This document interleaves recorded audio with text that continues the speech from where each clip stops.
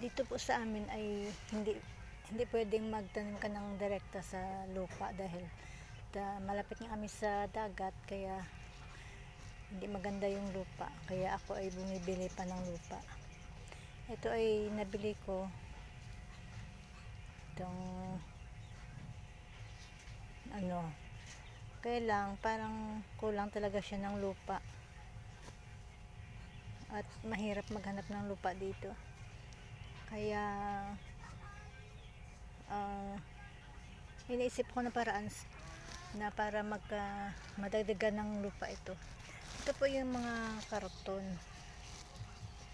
ito, dahil sa marami kaming karton pag kami ay bumili sa grocery, ito yung inano ko, yung liniit-liit para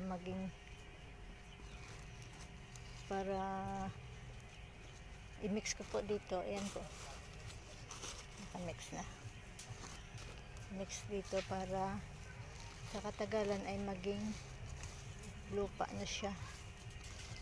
Ayan. Ito pampabuhaghag at ito naman ay magiging lupa. Yan, ito pa yung ibang karton. Marami akong karton sa taas kaya yun ang gagawin kong pang dito para maging maganda ang lupa, tsaka dagdagan na lang ng compost. Ito kasing karton ay magiging lupa ito sa katagalan, magiging lupa ito.